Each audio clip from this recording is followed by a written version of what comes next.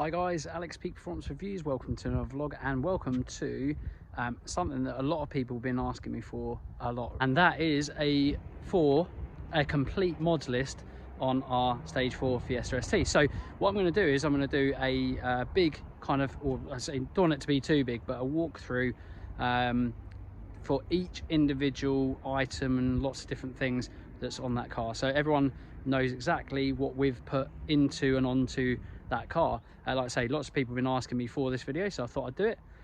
So yeah, watch on and I'll let you know exactly what we've done to the car from top to bottom, from front to back. Watch on.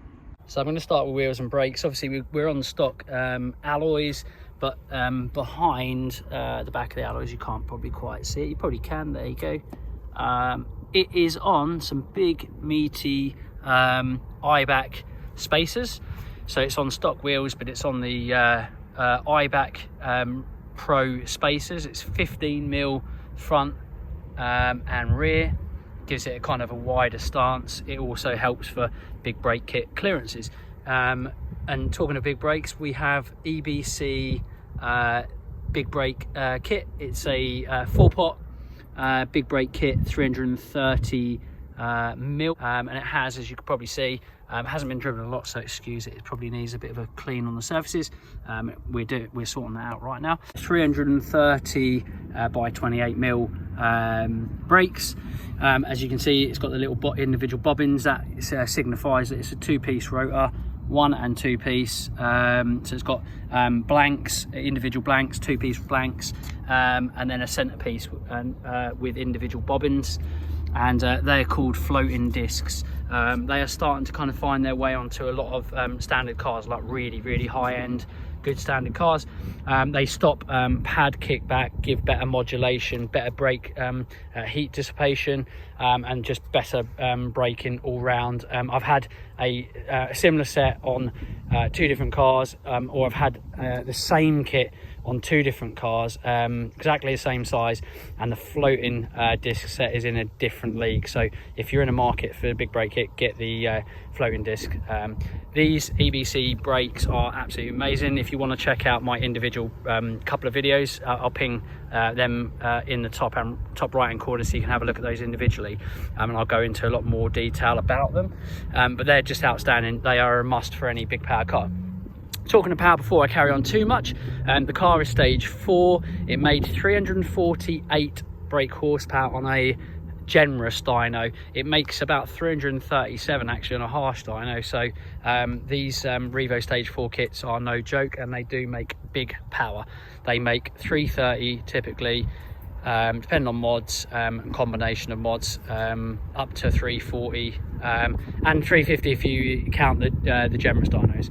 Anyway, so individual styling before I carry on as well. I have got, this is a Maxton design front RS look spoiler, front bumper. It used to be called an RS 400 kit, but they've renamed it, I think, to an RS look kit, front bumper. But before I do that, these Maxton design ones kits come with LEDs fitted in them if you want them, or you can have them without. We've gone with the LEDs, so we can hook them up as a daylight running light, and an LED, which is really quite nice. And then it's got an RS look rear spoiler. Lots of people do point out to me, yes, I do know, don't worry, it doesn't fit perfect on the stock ST spoiler, it really doesn't, but my kind of body shop guy is really good, so he's done a good job. It's not perfect. Basically, you should buy a Zetec S spoiler, and it sits a lot better, and actually sits even a little bit lower, and it looks better. That one doesn't stick out as much, and I agree, they do look better. So it's something maybe that I'll do in the near future if I decide to change. While I'm out at the back, let's have a look what else we've got. We have got a Powerflow kind of almost stock tip looking, slightly bigger bore than stock tips at the exit. I went for a sleeper type look, hence why I went for a twin look like that, and I think it suits the car quite nicely. I think they do go, if you go twin, I like 2 singles personally, but I do like just a stock-ish kind of look, but slightly bigger bore. It's a 3-inch system all the way through, catless, so all the way manifold back, 3-inch. It's custom, 3-inch custom from Powerflow, done by A14 tyres in Bury St Edmunds. Your car is an ST3, so been filming another video for you guys as well, because it's got the kick plates, the illuminated ST kick plates, better spec obviously with things like the sat nav, a standard red calipers on the rear as well. This has, because it has the EBC Apollo balance brake kit, it comes with full braided brake lines from EBC, as well as uprated pads, yellow stuff pads. Yellow stuff on the front at the moment, but I've got the RP ones to be replacing those pads. Like I say, twin disc floating, braided brake lines, and then obviously we've got all the supporting hardware to the stage 4 kit. But I'm going to open the bonnet to explain everything. So yeah, let's pop that bonnet. Let's see what we've got in the good stuff. Car could do with a clean. Okay, so one thing I am starting to like less and less, and I always have actually when I've modified other cars that I've had, open air feeds. Now this one has got a cheeky hidden kind of cold air feed, and it basically runs a funnel all the way down to the bottom, and it's an AS performance stage. I think they called it stage 2 at the time. Intake, JS Racing intake. Obviously it comes with the MAF connector there. You just pop that in there, and obviously you've got a what looks like a kind of K&N filter, which seems to be doing a good job. It doesn't seem to heat soak. I've never had noticeable losses on track from lap to lap, so it seems to have done the job and seems to work really well. So that comes with, yeah, intake, cold intake, and this upper larger that goes into, would you believe it, yes, a stock crossover pipe. This is the last thing that I wanted to change on my car, but I haven't done. The little kind of almost solenoid blow off sound that you sometimes get with these stage 4 cars can be rectified a fair bit when you run a bigger crossover. It hasn't caused me any issues, to be honest with you, and it doesn't seem to be lacking in any performance, so I left it. The performance gains are minimal, but they do make some horsepower and torque with a bigger crossover. It is something I'm going to do very soon. But yeah, it's on a stock crossover. There's a lot of things that you probably can't see a little bit lower. This, although it looks very stock, actually looking at it, you probably think it's just a little stage 2 car, but it's not. I'll show and roll some videos of the individual items that have gone on this. So it's Revo stage 4, which means it has an RT330R turbo, so it's a billet wheel ball bearing turbo, so really good for fast spool. Obviously slightly bigger, so it obviously creates and it gives a much bigger high-end figure, but while not kind of losing any drivability, and doesn't lose anything on the RPM rev range. Obviously it comes with Revo software. I have the Revo SPS switch, which allows switching of maps, so to speak. It's only really kind of a low octane map and a high octane map, and just basically one boost and one boost only as such, but on a low octane and a high octane. So if you get caught out at a crap petrol station, you haven't got good fuel, or you go to Europe and you're just struggling to find somewhere and you really desperately need it, if you keep your SPS switch with you, which I'd advise, in your glove box, you can just flash in it onto like your SP1, which is like a switch position 1, and you can run like a low octane map, and then you can switch it back to the high octane map a little bit later. High octane being 98, 99, 100, it's not going to make too much of a difference as long as you're on a decent pump fuel. But yeah, these AS intakes are really good. Supports everything I need it to support.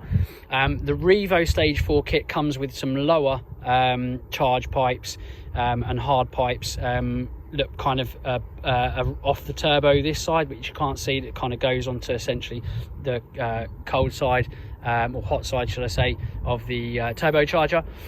They're bigger, less restrictive, bigger bore, smoother, less radiuses than stock, so it replaces a couple of those bits. Again, you'd have seen in the video that's flashed by.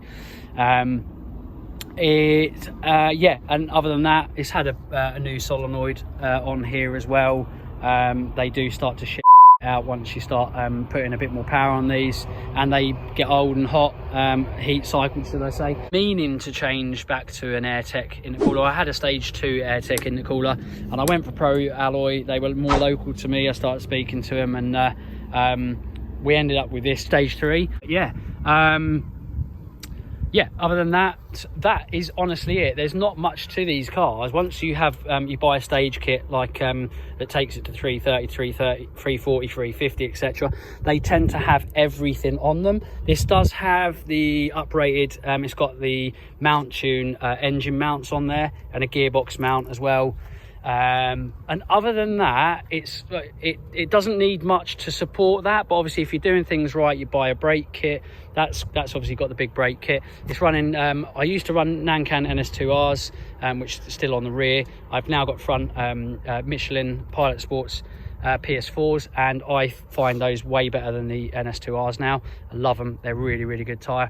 But yeah, I might go a bit more serious in the future. Other than that, you don't have to have a clutch, but I do have the TTV clutch.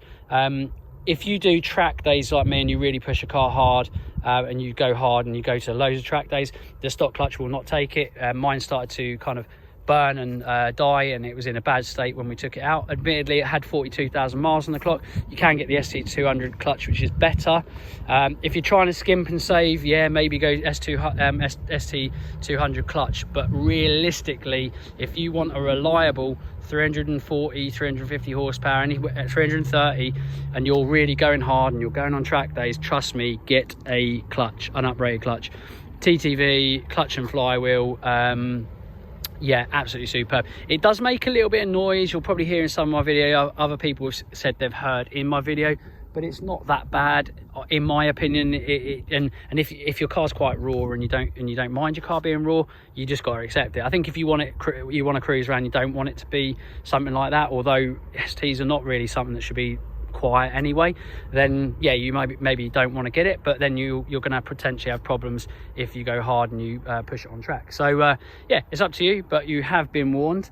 Other than that, genuinely, there's not much else you need on these cars. Stock internals, stock fuel system, still good for that kind of power. So yeah, that's what I've got: stock fuel system and a stock engine, and it's done 56,000 miles now. So yeah, she's doing all right, and these cars are definitely reliable. So yeah, guys, you asked for it, so you got it. And yeah, to be honest with you, I've wanted to do it for quite a while, and yeah, I just wanted to let everyone know what's on our car so they know. So if you do want to kind of replicate that, that's how you do it. If you want to kind of take a car up to 330 to 350 horsepower, most kits are going to be somewhere in the region around £4,000.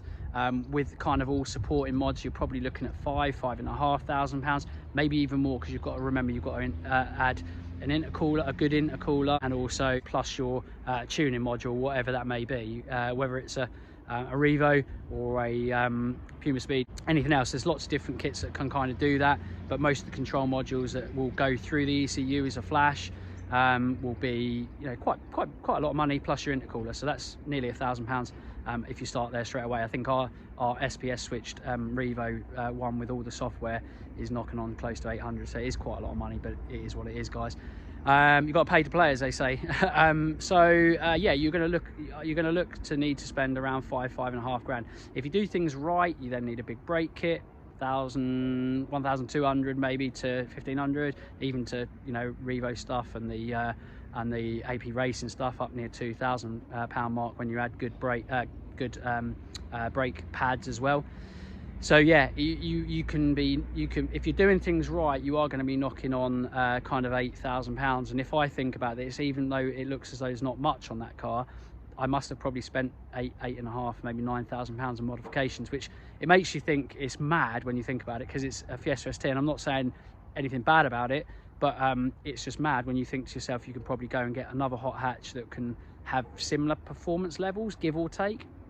That being said, I also do say, actually, for the amount of money you can get those for, and you add that kind of amount to it, you could probably do it for as little as 6 if you do things on the cheap, 5 if you, I mean maybe less if you get second-hand parts, but you're looking at £8,000–9,000 investment plus your car. And to be fair, any car to these kind of cars are in the realms of kind of S3s, modified or mildly modified Golf Rs and things like that, certainly in a straight line.